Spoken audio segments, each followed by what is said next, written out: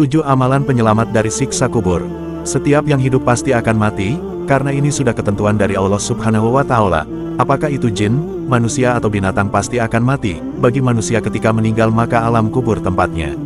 Alam kubur adalah awal bagi manusia mempertanggungjawabkan perbuatan mereka sebelum hari penghakiman.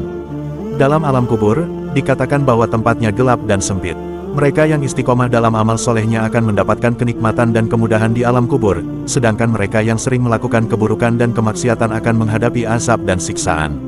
Bagi umat muslim yang beriman dan bertakwa ada beberapa amalan yang akan menyelamatkan dan menerangi alam kuburnya kelak, yaitu 1.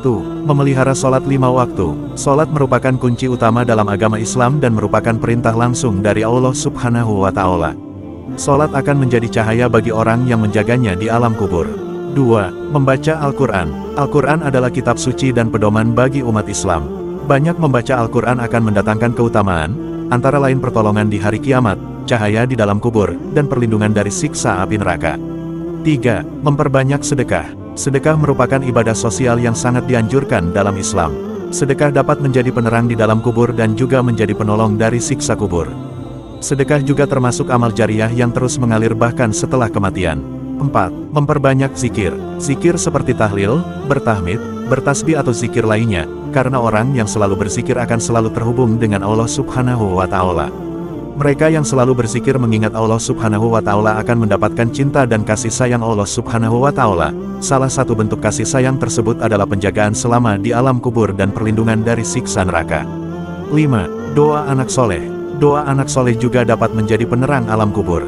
Rasulullah Shallallahu Alaihi Wasallam bersabda bahwa ketika seseorang meninggal dunia, semua amal perbuatannya terputus, kecuali 3 hal: sedekah jariah, ilmu yang bermanfaat, dan doa dari anak soleh untuk orang tuanya. 6. Membaca doa selamat. Doa selamat yang dibaca saat tahiyat akhir atau sebelum salam. Doa ini berisi permohonan perlindungan kepada Allah Subhanahu wa Ta'ala dari siksa kubur, siksa neraka, fitnah kehidupan, fitnah setelah kematian, dan fitnah dari Dajjal.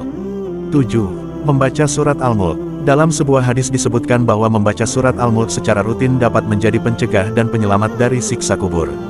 Demikianlah 7 amalan yang dapat menjadi penerang dan penyelamat di alam kubur. Namun, hanya Allah Subhanahu wa Ta'ala yang mengetahui yang sebenarnya. Wallahu a'lam bishawab.